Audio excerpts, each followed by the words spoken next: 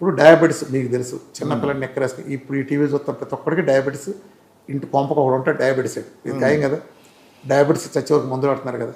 నేను మరి 8 ఏళ్ల నుంచి మందులు పెట్టకపోతే పారేసి మందులు అందరూ మొత్తం ప్రతిరోజు డే 1 పారేసి రివర్స్ చేస్తున్నాను కదా. నిన్న ఒక కేసు వచ్చింది, నిన్నే ఒక కేసు, ఒక బాబు అంతే 8 సంవత్సరాలు. మీకు ఆన్ రికార్డ్ చెప్తా, కావాలంటే మీరు అది మీకు పంపిస్తాను, అది వేయండి అక్కడ తెలుస్తుంది. 8 సంవత్సరాల వయసు గల బాబు, C-పెప్టైడ్ అంటే ప్యాంక్రాస్లో ఇన్సులిన్ ప్రొడక్షన్ సూచించే ఒక ఇదనమాట. అది 8 అని డిఫరెంట్ 0.8 లేకపోతే 1.1 ల్యాబ్ని బట్టి ఉంటుంది. అతనికి 0.8 సంథింగ్ ఉండాల్సిన చోట నాకు అది ఎగ్జాక్ట్ గుర్తులేదు, 0.02 అతను C-పెప్టైడ్ 0.02. మొదటి రోజు ఇన్సులిన్ HbA1c 11.9. ఇది నా దగ్గరికి వచ్చినప్పుడు లాస్ట్ మంత్ కరెక్ట్గా నిన్నటి రోజు సరిగ్గా 30 రోజుల తర్వాత వచ్చి టెస్ట్ చేయించాం. అతను HbA1c 11.9 నుంచి 6.9కి వచ్చింది. నార్మల్గా వచ్చిన 0 ఇన్సులిన్. అతను ఎప్పుడు డబుల్ డిజిట్ దాంట్లో ఒక్క ఇన్సులిన్ అవ్వాలి.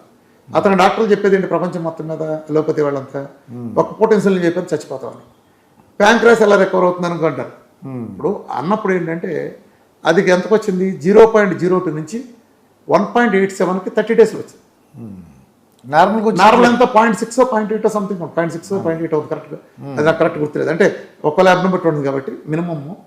అంటే 1.87 అంటే నార్మల్ అయిపోయింది, షుగర్ లేదుగా, HbA1c పడిపోయింది. ఎంత 11.9 నుంచి ఎంత తగ్గిందంటే ఇది చూసినాక ఏం చేయాలి, ఆశ్చర్యపోవాలి. అంటే ఆ రిపోర్ట్ ఒకటి టైప్ 1 అంత వచ్చిందంటే నువ్వు ఏం చేసినా, నువ్వు భగవంతుడు అయినా సరే అది తిరిగి కిందకి రాదు కదా.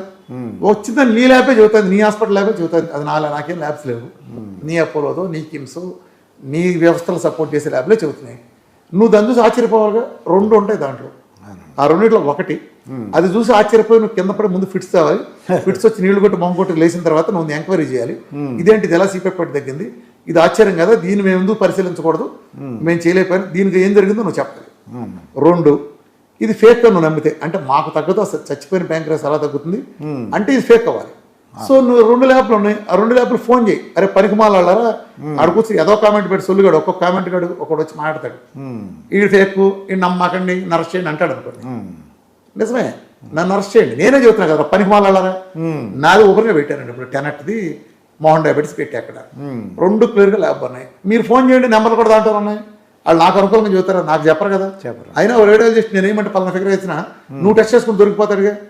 లాస్ట్ టైం నేను రిపోర్ట్లు ఇస్తా, ఇప్పుడు రిపోర్ట్ నువ్వు చేయించుకో, నీ ల్యాబ్ ఏ ల్యాబ్ పంపండో చెప్పాను పంపిస్తా, చేయించుకుని ఆశ్చర్యపోయి కింద పడి ముందు ఫిట్స్ వచ్చి నీళ్ళు పెట్టి నీళ్ళు తలుచుకో మొక్క. అప్పుడులే నీకు సిగ్గుంటే, నీ మనుషుల ప్రేమ ఉంటే. ఇప్పుడు ఇక్కడ ఏం జరుగుతుంది, ఒక మంచి జరగగానే వీళ్ళు సంతోషపట్లా. అది ఈ జబ్బు తగ్గింది, మానవాళికి ఒక వరం దొరికిందని సంతోషపట్లా, ఏడుస్తున్నారు. అరే ఇది తగ్గిపోయిందంటే రేపు నా బిజినెస్ ఎట్లా అని ఏడుస్తున్నారు అదే మనుషులు. అందుకే చూసారా మీరు, మన చైనా వాడు షుగర్ మందు కనిపెట్టాడంట. ఏం చేశాడంటాడు, 40 లక్షలు ఖర్చు పెట్టి సెల్స్ మార్చాడు. ఇది 10 సంవత్సరాలు పరిశోధన చేసి 50 ఏళ్ల టైప్ 2 డయాబెటీస్కి సెల్స్ మార్చారు. 4 నెలల తర్వాత ఇన్సులిన్ బీకి వదల మారేశారంట. 1 నాడు వరకు మందులు పోయినాయంట. మరి ఎన్నాళ్ళు బిగుతారో తెలియదు అన్నారు. మరి నేను 8 ఏళ్ల క్రితం మొదటి రోజు పెంటకుప్పలో పారేసినాడు, 15 HbA1c ఉన్నాడు, 4కి వచ్చి ఇప్పటికే ఉన్నాడు కొన్ని వేల లక్షల మంది ఉన్నారు మీ చుట్టూతానే. మరి నువ్వు ఎందుకు ఆశ్చర్యపోరా? అంటే 3 వారాలు ఇన్సులిన్ పారేస్తే నువ్వు ఆశ్చర్యపోతావు. అయితే ముందు మీరు ఏంటని మీరు అర్థం చేసుకోవాలండి, మీరు ఎంత తగ్గించారు, కారణం ఏంటి? ఇప్పుడు 2 అండి, నన్ను విమర్శించే ఏ గొట్టంగాడికి నేను చెప్పేది ఒకటి, అరే నా దగ్గర సీక్రెట్ ఉంటే నన్ను విమర్శించండి, నేను చిట్కా చెప్తాంటే, అరే పనికిమాలారా నేను మోడర్న్ సైన్స్ చెప్తున్నాను రా, మోడర్న్ అడ్వాన్స్ సైన్స్. మీ అల్లోపతి పైన ఉన్న సైన్స్ చెప్తున్నాను, పైన ఉన్న సైన్స్.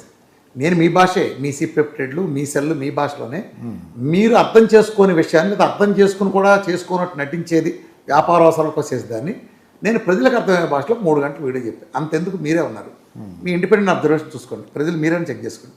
8 ఏళ్ల నుంచి నేను 7-8 గంటలు కూర్చోబెట్టి మీటింగ్ చెప్పాను. ఏం చెప్పాను, సైన్స్ చెప్పాను.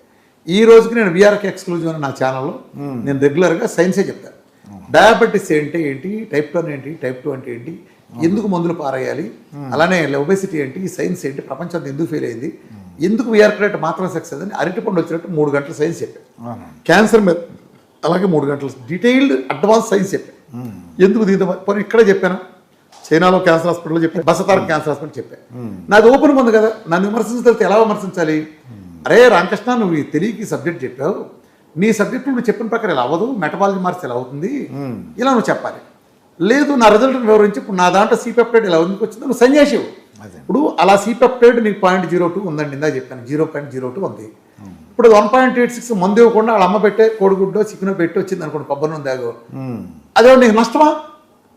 నీకు అభ్యంతరం ఏంటి? దాంట్లో నిషేధించిన ఐటమ్స్ ఉన్నాయా? లేవు కదా. నీ ఇంట్లో దొరికేట్లో నేను పెట్టి చేసాను, నీకు అభ్యంతరం ఏంటి అసలు? అంటే నువ్వు ఇన్సులిన్ చేసుకుంటా. ఇప్పుడు నీ ఆప్షన్స్ ఏంటి? ఇప్పుడు మీ ఇంట్లో ఒక పిల్లడికి 7 సంవత్సరాల పిల్లడికి టైప్ 1 డయాబెటీస్ వచ్చిందండి. అది ఎవడైనా ప్రపంచంలో వెళ్తే, నువ్వు అది అంబానీ మనవడా నువ్వు వెళ్తే ఏం చెప్తాడంటే, చచ్చిపోయే వరకు ఇన్సులిన్ రోజుకు 4 సార్లు వేసుకోవాలని చెప్తాడు. చచ్చిపోయే వరకు. ఇక అది జీవితం పరిష్కారం లేదు అంటే నీ ప్యాంక్రాస్ చచ్చిపోయింది. సో ఇక ప్రతిదీ డాక్టర్ల భయం. ఒక రకంగా చెప్పాలంటే కుక్కపోతే బతకాలి. వీళ్ళ కిడ్నీలు కూడా తొందరలో పోతే ఈ దౌర్భాగ్య మందుల మూలన, వీళ్ళ ఏదో ప్రోటోకాల్ మూలన వాడికి తొందరలో కిడ్నీలు పోయి ఇవాళ కిడ్నీలు మార్చడానికి పెద్ద పండగ. నెఫ్రాలజిస్టులకి వీళ్ళు ఒక వరం టైప్ 1 డయాబెటీస్. ఎందుకంటే ఇన్సులిన్ ఇచ్చి ఎండ్రోక్రాలజిస్టులని కిడ్నీలు పోగొడతారు, నెఫ్రాలజిస్టులు కిడ్నీలు మార్చి పండగ చేసుకున్నారు. మళ్ళీ ఆ కిడ్నీ కూడా ఎంతకాలం ఉండదు. సరే ఇది పక్కన పెట్టండి. నేను ఈ విధానానికి వ్యతిరేకంగా మొదటి రోజు ఇన్సులిన్ పెంటకపోతే పారేస్తున్నాను. కొన్నాళ్ళు చేస్తే పక్కన ఉన్నాయి. మీరు రిపోర్ట్లు వేయడానికి అవకాశం ఉందో నాకు తెలియదు. మీ ఛానల్లో నా విఆర్కెక్స్లో చేస్తే నేను వేస్తాను. మీరు అవకాశం చూపిస్తానంటే మీకు ఇస్తాను, మీ ఇష్టం బట్టి చూసుకోండి. పెట్టారు నాకు ఎలా తగ్గుతుంది? అయితే ఎలా తగ్గుతుంది కాదు, నాకు తగ్గినప్పుడు మందులు బాగా లేకుండా చేస్తే మంచిదేగా. మంచిదే మరి ఎందుకు విమర్శిస్తున్నారు? ఎందుకు సైన్స్ కాదని అంటున్నారు మీరు దీన్ని? ఇప్పుడు మీకు జబ్బు వచ్చి ఎవరో ఒకరిద్దరు అంటారు, వాళ్ళ సంగతి కాకుండా ప్రజలకు అర్థమైందండి. ప్రజలకు అర్థమైంది. మన ఈ గురువు గారు డైట్ గురువు గారి దగ్గరికి వెళ్దాం అనుకుంటున్నారండి.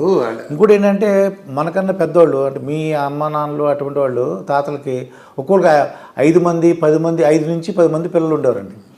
మా జనరేషన్ వచ్చేసరికి 2 పిల్లలు, మా పిల్లలు ఒకటే 1 or 2. ఇప్పుడు అసలు పిల్లలు కూడా కొంతమంది పుట్టట్లేదు. ఏంటి సార్ దానికి రెక్టిఫై పుట్టట్లేదు, సరి చేసుకోవడం ఇష్టపట్టలేదు. మరి వీడికి ఎక్కడ టైం కేటాయించాలా అని అదో బాధ. పిల్లలంటే మామూలుగా కదా టైం ఏమైంది ఎందువల్ల అంటారు? ఎన్ని మొగుడికి పెళ్ళానికి వాళ్ళకొకరికి టైం కేటాయించుకుని కుదరలే వాళ్ళ. అలాంటిది ఎవరు ఫేస్బుక్లో బిజీ, ఎవరు ట్విట్టర్లో, ఎవరు ఎంటర్టైన్మెంట్లో బిజీ, పొడుకోబుడితే ఆడికాడి కేటేస్తారు టైము. కెరీర్లో అలా అయిపోయినాయి పరిస్థితి. అదొక బాధ్యత. ఈ పిల్లల్ని పెంచడం, మన స్కూల్కి తీసుకెళ్ళటం, వీడు జ్వరాలు వస్తే మళ్ళీ హాస్పిటల్ తీసుకెళ్ళి ఎన్ని అవసరం మనకి, హాయిగా మనకు అనుకుంటున్నారు. సరే ఎవరికి చేసిన కర్మకి ఫలితం వాళ్ళు ఉంటుంది. ఆ సృష్టి మీ నాన్న అనుకుంటే నువ్వు రావుగా విషయాన్ని అనుకున్నా నా మాటకు నువ్వు రావుగా. అంటే కొంతమంది కావాలని అనుకున్నా పుట్టట్లేదండి. పుట్టట్లేదంటానికి వాళ్ళు ఫుడ్ అండి. పుట్టే పనులు వీళ్ళు ఏం చేస్తున్నారండి? జీన్స్ జెనిటల్స్ అని నొక్కుపోయి జీన్స్ ప్యాంట్లు వేడొక్క చేసి మళ్ళీ ఒళ్ళో ల్యాప్టాప్ పెట్టి వర్క్లు, దాని వేడి బ్లూ లైట్తో వర్కింగ్, ఎల్ఈడి లైట్లు ఎక్కడ చూసిన వర్కింగ్, ఎక్కడ పోయి ఏసీ, పొద్దునేసి మధ్యాహ్నం వేసి రాత్రి వేసి, సినిమాకి వెళ్తే ఏసీ, కాంప్లెక్స్కి వెళ్తే పెళ్లికి వెళ్తే ఏసీ, ఎక్కడికి వెళ్ళి ఏసీనే. ఏసీ లేదే కనీసం అక్కడ శవం కూడా ఒప్పుకోదారు పడుకుంటానికి. అది కూడా దానికి కూడా ఏసీ లేకపోతే కసేపాయలు వేసుకొచ్చి ఏంటి ఏసీ లేదు జనరల్ అడుగుతుంది శవం. ఇప్పుడు ఆ టైప్ అంత అలవాటు పడిపోయాం. సో ఇంటికి అడవి కూడా ఏసీ లేదు ఏడుపు రాట్లా పెట్టాల్సింది వాళ్ళకి ఒక ఏసీది. సో ఇంత పరిస్థితుల్లో జనం సుఖానికి అలవాటు పడిపోయారు. ప్రకృతితో మమకారం పోయింది. చెప్పులు లేకుండా కాళ్ళతో మట్టిని మనం మట్టిలో పుట్టాం, మట్టిలో పెరుగుతాం, మట్టిలో చచ్చిపోతాం, మట్టిలో పుట్టి మట్టిలో పెరిగి మట్టిలో పోతాం.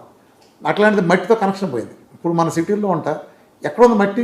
మట్టి మీద కాలు ఎక్కడ పెడుతున్నాం? లేదండి. సో మట్టి మీద కాలు పెట్టినాడు 103 ఏళ్ళు 104 ఏళ్ళు బతికాడు. ప్రకృతి నుంచి వచ్చిన పాజిటివ్ ఎనర్జీ, ఎలక్ట్రాన్స్ పాజిటివ్లు నెగిటివ్లు ఇవన్నీ మన అయాస్ ఛార్జింగ్లు వీటన్నింటినీ బ్యాలెన్స్ చేసుకుంటా మట్టితో నడక నడిచేటప్పుడు బ్యాలెన్స్ ఎలా నేర్చుకుంటాం. షూలో నడిచేటప్పుడు కాళ్ళు ఏళ్ళు ఎక్కడికే ఉంటాయి.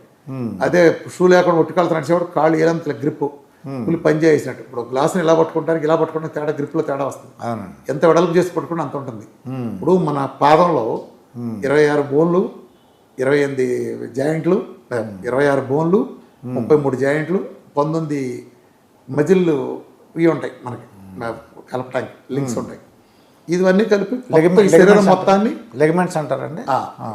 లెగ్మెంట్స్ అని చాలా రకరకాల పెట్టారు. లెగ్మెంట్స్ కాదు, ఇవన్నీ కలిపి ఏంటంటే మన శరీరం ఇంత పెద్ద 100 కిలోలు బరువు కలదని ఈ చిన్న వ్యవస్థ ఈ పాదం నియంత్రిస్తుంది. సో ఈ పాదంకి భూమితో కనెక్షన్ ఉండాలి కాబట్టి దానికి అడుగులు మనకి మిగిలిన ఈ చర్మం పలసగా ఇచ్చినట్టు బొగ్గల మీద చర్మం పలచగినట్టు కాకుండా కాలు కింద చర్మం మన మందంగా మన శరీరం ప్రకృతి తయారు చేస్తుంది. మందంగా తయారు చేస్తే అందుకు ఈ చర్మం దగ్గర పెడితే సచ్చూరుకుంటాం.